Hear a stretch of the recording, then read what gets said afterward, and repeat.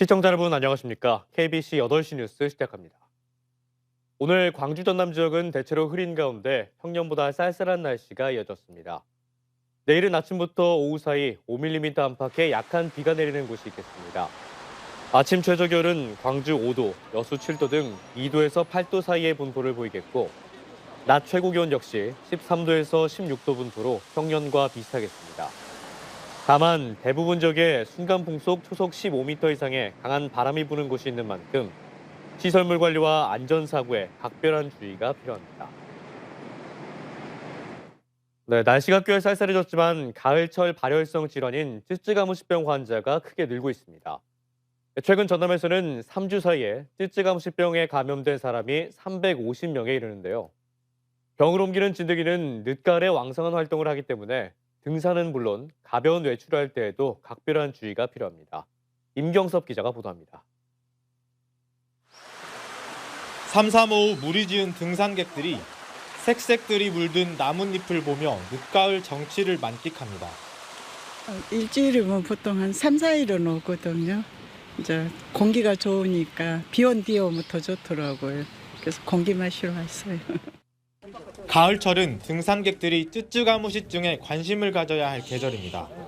감염 경로를 보면 등산 등 야외 활동이 차지하는 비중은 15%로 농산일 다음으로 높습니다. 풀밭이나 이런 야외에서 잘못 앉거나 그랬을 때에 이렇게 감염이 되는 걸로 알고 있습니다. 특히 전남은 인구 10만 명당 쯔쯔가무시증 감염자 수가 40명에 육박해 전국에서 가장 발병률이 높고 최근 3주 사이에만 350여 명이 감염됐습니다.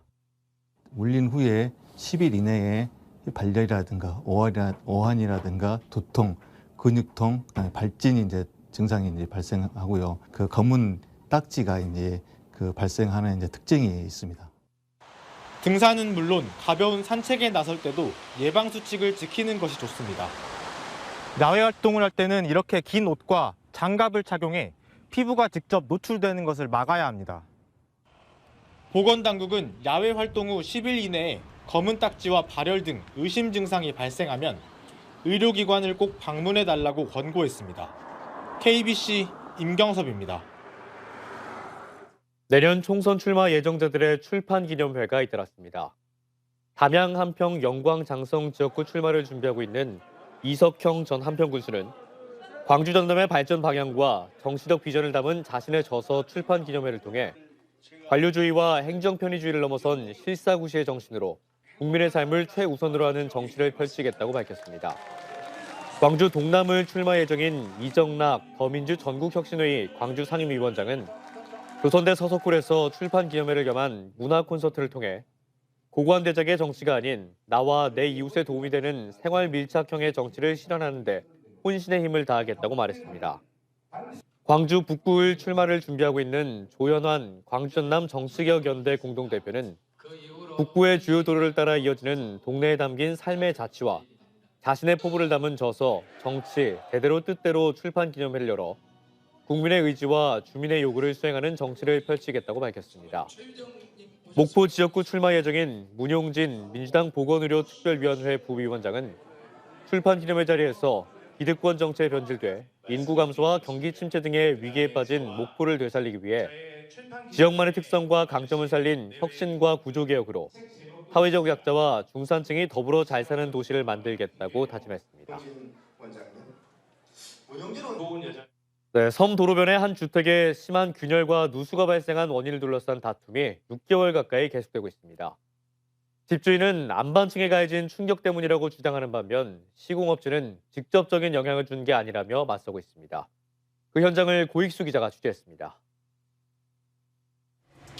신안군 비근면 수대 선착장 진입도로.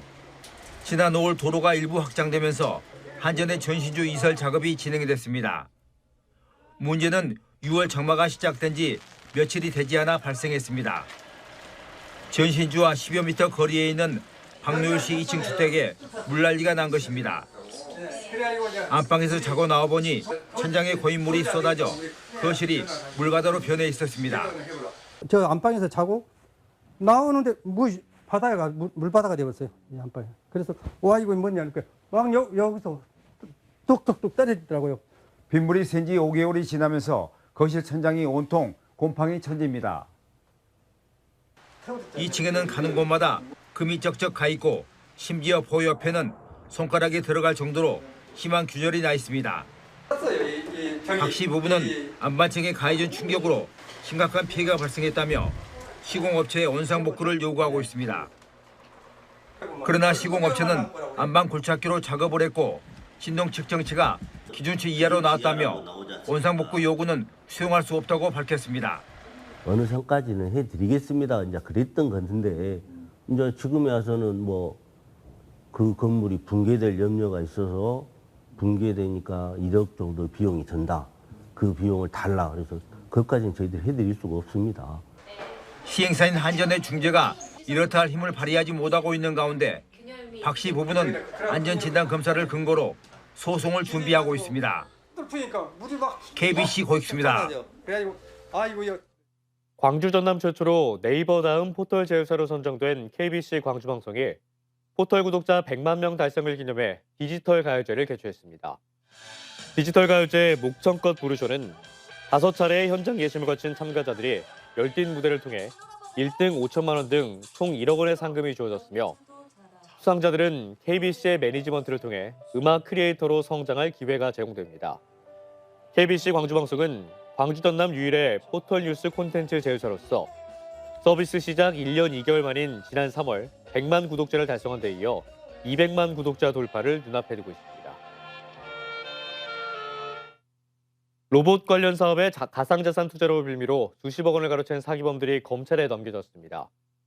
전남경찰청 반부패 경제범죄 수사 2대는 지난 2021년부터 최근까지 인공지능 로봇 개발 회사가 발행한 가상자산의 가치가 크게 오를 것이라며 투자자들을 속여 170여 명으로부터 투자금 37억여 원을 가로챈 혐의로 30대 A씨 등 2명을 구속 송치했습니다. 이들은 로봇 전시회나 투자 설명회를 개최하고 전국 각지 시설에 로봇 공급 계약을 마쳤다는 등 허위 광고를 해 피해자들을 속인 것으로 조사됐습니다. 중학생을 뒤따라가 유인하려 하고 대출 사기 범행을 저지른 30대가 징역형을 선고받았습니다. 광주지법 제11형사부는 귀가하던 중학생 B양을 뒤따라가 약취하려다 위수에 그치고 위조한 재직증명서를 이용해 저금리 대출을 받은 혐의 등으로 30대 A씨에게 징역 1년 6개월을 선고하고 2년 동안의 보호관찰을 명령했습니다. 재판부는 미성년자 유인 범행은 다른 강력범죄로 이어질 위험성이 크고 누범 기간 중 사기 범죄를 또 저지른 점 등을 고려했다며 양형 이유를 밝혔습니다. 사건 브로커 의혹과 관련해 광주와 전남 지역의 현직 경찰들이 잇따라 직위 해제된 것으로 확인됐습니다. 광주경찰청은 지난 13일 인사청탁 혐의를 받는 광주청 소속 A경감을 직위 해제한 데 이어 청탁성 금품을 수수한 혐의로 북부경찰서 소속 B경정에게 대해서도 직위를 해제했다고 밝혔습니다. 전남경찰청 역시 검찰로부터 수사 개시 통보가 온 소속 경찰 5명을 어제자로 직위 해제했습니다. 초겨울 추위가 찾아오면서 광주 전남 지역 곳곳에서 화재로 인한 피해가 잇따랐습니다. 어제 오후 3시쯤 순천시 해룡면의 한 주택 내 아궁이에서 화재가 발생해 80대 남성 1명이 숨졌습니다. 오늘 새벽 0시 5분쯤에는 화순군 춘향면의 한 주택에서 보일러 화재로 추정되는 불이나 70대 노모와 50대 아들 2명이 가벼운 부상을 입고 병원으로 옮겨졌습니다.